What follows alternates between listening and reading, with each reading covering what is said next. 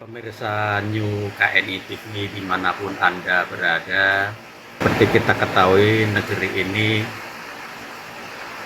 eh, nuansa politiknya sangat kental sekali dalam mengelola negara ini. Jadi negara Kesatuan Republik Indonesia ini pejabatnya dalam mengelola negeri ini sangat kental sekali nuansa politiknya, dalam arti di bidang pemerintahan maupun di bidang penegakan hukum maupun di bidang menjalankan roda pemerintahan. Pejabatnya sulit sekali dibedakan yang mempunyai niat baik untuk membangun masyarakat, mensejahterakan masyarakat, dengan pejabat yang mempunyai niat jahat. Jadi di negeri ini sangat sulit sekali membedakan pejabat yang mempunyai niat baik untuk pure kesejahteraan masyarakat. Di sisi yang lain, pejabat yang mempunyai nilai, memiliki niat jahat, sangat sulit dibedakan. Karena apa? Nuansa politiknya sangat kental sekali dalam mengelola negara ini. Seperti contoh aja, di dunia pendidikan yang menjerat saat ini mantan Menteri Pendidikan Nadiem Makarim. Dia sebenarnya visioner sekali, generasi muda yang sangat peduli sekali terhadap pendidikan. Dia mempunyai program pendidikan yang sangat baik. Banyak orang mengulas program-program dia tentang pendidikan ke depan, misalnya kurikulum merdeka, itu sangat baik sekali, banyak yang mengulas. Tapi di sisi lain dia terjerat oleh kasus korupsi, pengadaan kelompok. Saya siap menghadapi badai karena hati nurani saya bersih. Seluruh karir saya, baik di Gojek maupun di Kemendikbud, adalah ikhtiar saya untuk membangun negeri ini menjadi lebih baik. Saya sudah diberkati Allah dengan kesuksesan finansial, tetapi itu tidak pernah menjadi tujuan hidup saya. Kalau memang tujuan hidup saya untuk memperkaya diri, saya akan memilih untuk tetap di dunia bisnis, di mana semua pintu terbuka bagi saya untuk meraih kesuksesan. Saya tidak mungkin mempertaruhkan kebebasan dan reputasi saya yang telah saya bangun selama puluhan tahun hanya untuk menambah kekayaan saya. Saya memilih jalan yang sulit, saya memilih jalan yang tidak nyaman. Dan walaupun hati saya penuh dengan kesedihan, dengan musibah yang saya hadapi sekarang, saya tidak pernah menyesali keputusan saya untuk menerima amanah sebagai menteri. Saya masih bangga bisa dipercayakan dengan amanah yang berat tapi mulia. Saya mencintai negara saya, dan bencana ini tidak akan mengubah kesetiaan saya kepada negara.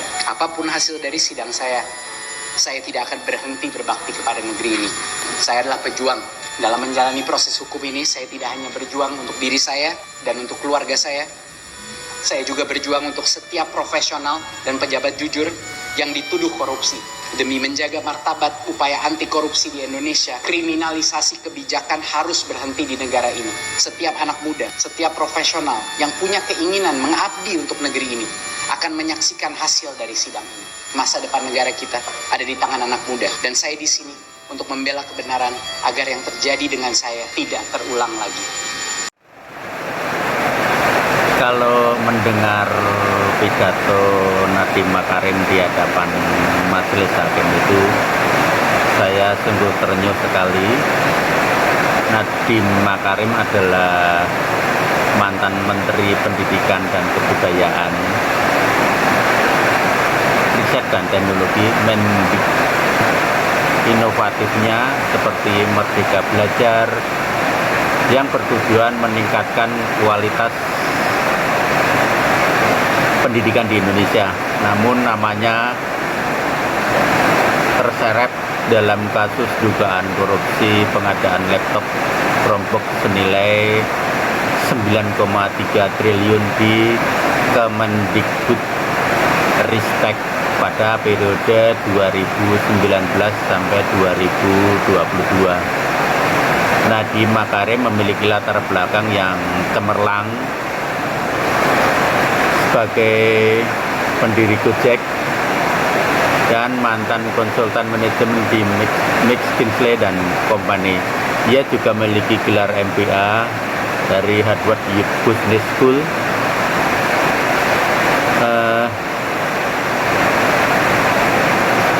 Seperti apa nanti persidangan yang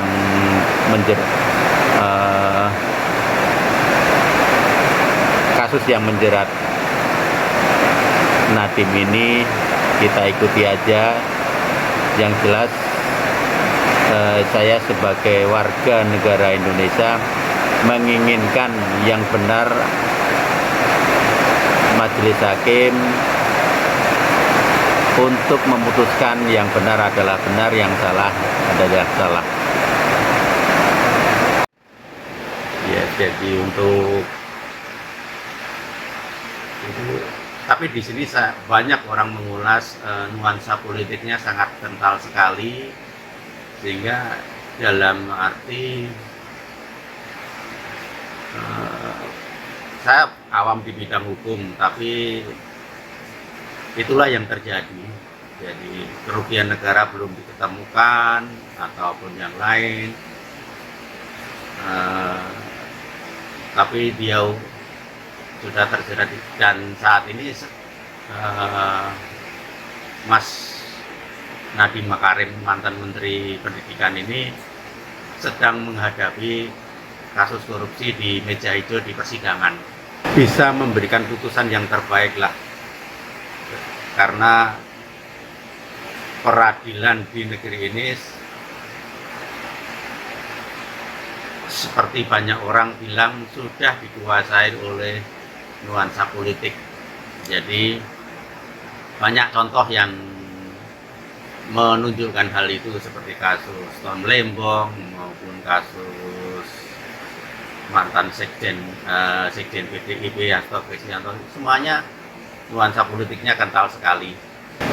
Sebagai penegak hukum maupun sebagai pelaksana negara, kita bersama-sama, saya sebagai masyarakat umum mengharapkan pejabat negara itu janganlah menjadi pejabat mengutamakan kepentingan sendiri, kepentingan kelompok. Marilah kita menjaga kesatuan negara Republik Indonesia ini. Karena apa? Di era media sosial ini,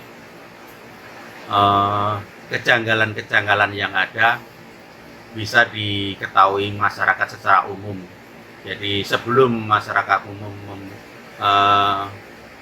memuncak kemarahannya ataupun kekesalannya sudah tidak bisa terbendung lagi, sebagai penegak hukum maupun sebagai pelaksana negara, malah bekerja dengan baik, bekerja dengan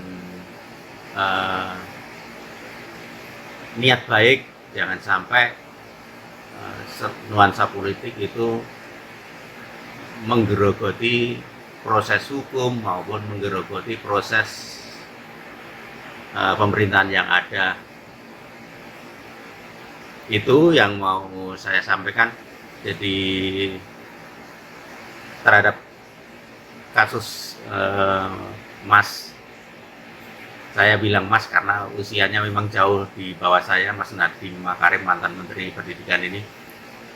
Semoga menghadapi persoalan ini dengan kuat, dan itu kalau saya telusuri di di rekam jejak Mas Nadiem Makarim ini, sebenarnya anak muda yang memiliki potensi yang sangat baik untuk membangun negara ini, khususnya di bidang pendidikan. Salah satunya yaitu tadi program kurikulum Merdeka Belajar ini sebenarnya kalau diseriusi oleh pemerintahan Indonesia mungkin sangat baik.